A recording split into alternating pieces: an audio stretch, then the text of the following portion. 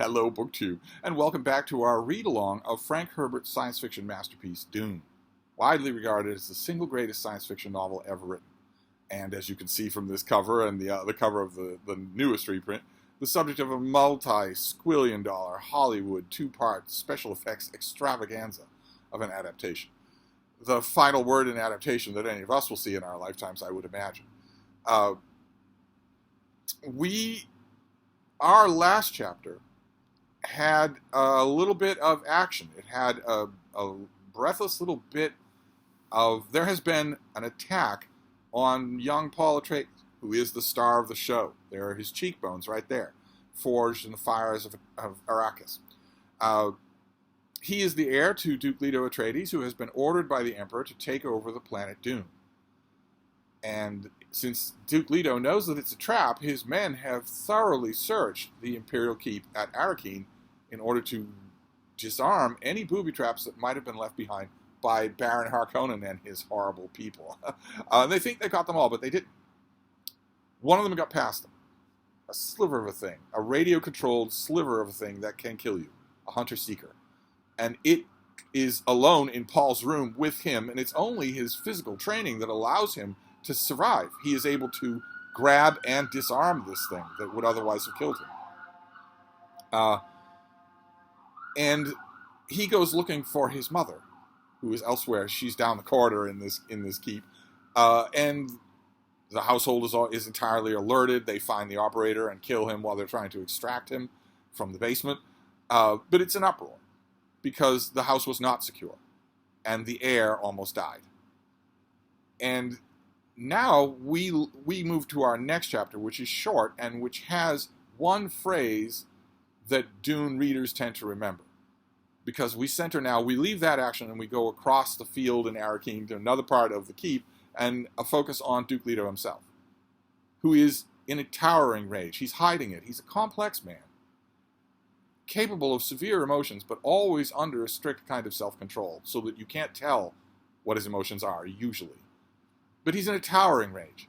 And the line is, "They have tried to take the life of my son." He's constantly repeating that in this little chapter that we get today. He's learned what's going on. He's ordered that Paul be guarded carefully and brought to him under guard once it's safe to move him.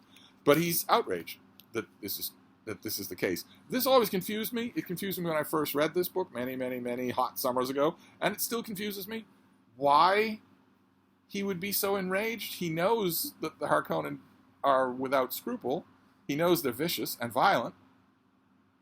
Of course they tried to take the life of your son, would be my response, but nevertheless, it's a very good, well-realized little insight into this man.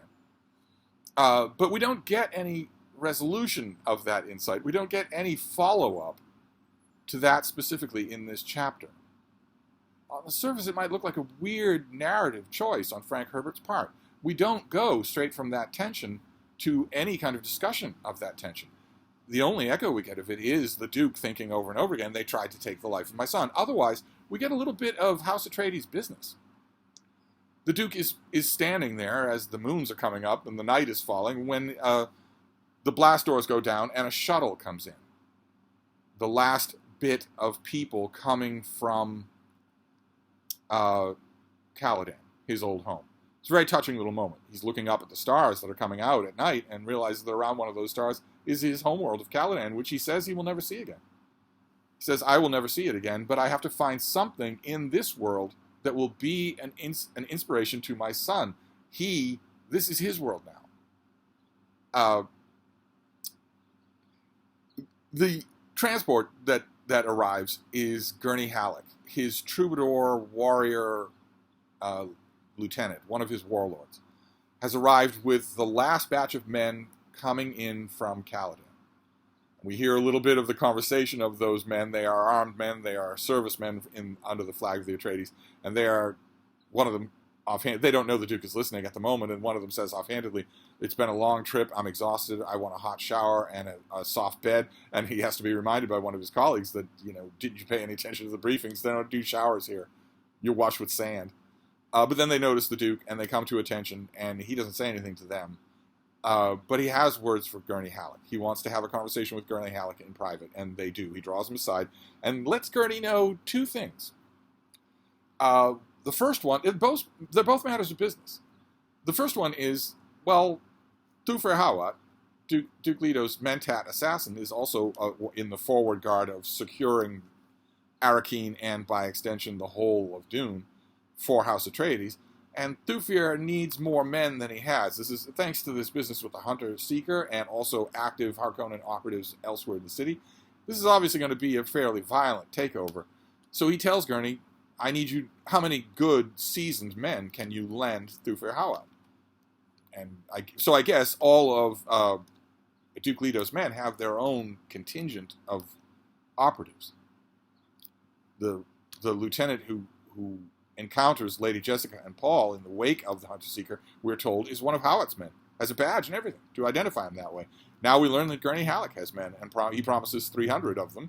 And then the Duke goes on to his second bit of business, which is that the Guild Highliner, the Spacing Guild, has a monopoly on faster-than-light travel.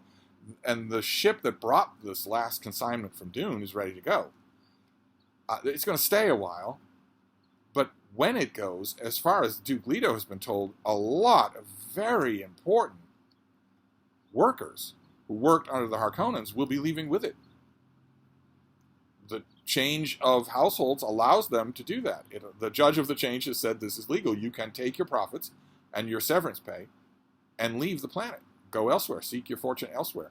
And a lot of these people had a lot of experience working the sands of Dune under the Harkonnens, which is all important because that's where you harvest the spice melange. Duke Leto cannot replace these men. Their experience is invaluable. This is, as we're going to see in one of the signature pieces in this book, it's extremely dangerous work. And so he takes Gurney aside. In addition to telling him, lend some of your men to Thufir, he says also, these men are leaving. I need you to convince a lot of them to stay. We need them. And they go over the specifics. He tells Gurney that he can offer them a 20% increase on what they got under the Harkonnens. Gurney objects that they've got their pay in their pocket. That's not really enough of an inducement to make a lot of them stay. The Duke is irritated by this, says, well, my pockets aren't bottomless. Offer what you can, but I need you to convince as many of these people as possible to stay because we need people to operate the machinery. We're going to be working at a deficit in terms of spice product anyway.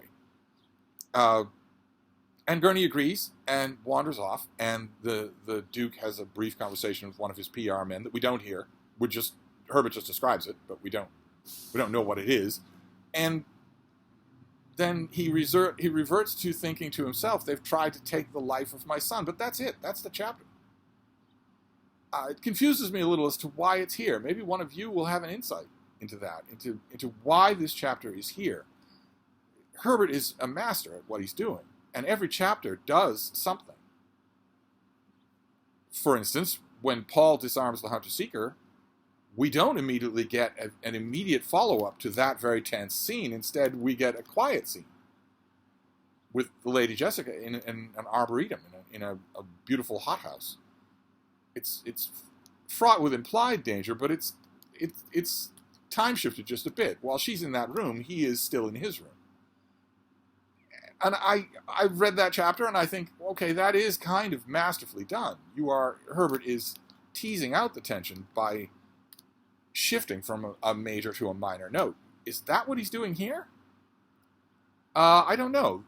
There's one other possibility that comes to mind, and it comes from the inscription. The epigraph at the beginning of this chapter is yet another excerpt from yet another book by Princess Irulan, who she's not a character in the book so far. She only appears as the author of all these books about all the stuff that's going on here. All the stuff that the epigraphs of the chapters show us that all this stuff is long done. It's long over with. It's taught in schools. It's the subject of folk songs. It's unfolding in front of our eyes in the chapters, but the quotes at the beginning of the chapter show that it's in the history books. And she writes, this is an excerpt from Muad'Dib, the family commentaries. She writes, "It is said that the Duke Leto blinded himself to the perils of Arrakis, that he walked heedlessly into the pit. Would it not be more likely to suggest that he had lived so long in the presence of extreme danger that he misjudged a change in its intensity? Or is it possible he deliberately sacrificed himself so that his son might find a better life? All evidence indicates the Duke was not a man easily hoodwinked. I've got the TLS review of the movie as a bookmark in the book. Sorry about that. Is it possible that Herbert is giving us this chapter in order to remind us that there is another alternative that Princess Irulan and maybe history itself doesn't know? First of all, we will dispense with the linguistic mystery of how the word hoodwinked survived 10,000 years of human history when it isn't commonly used even today.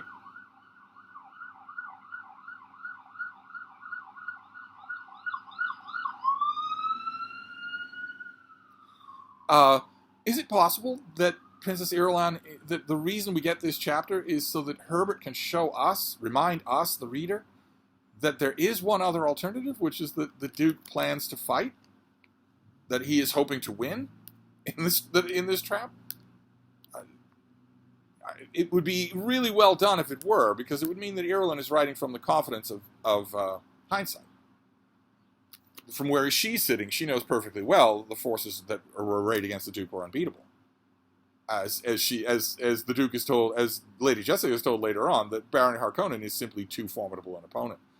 From where Irulan is sitting, who knows how many years later, the spice melange prolongs your life. Who knows if this isn't a century later. From that vantage point, maybe she thinks, well, it's already settled that he couldn't have won, but the Duke is living his life forward in time, and he thinks that he can. He never loses the faith that he can.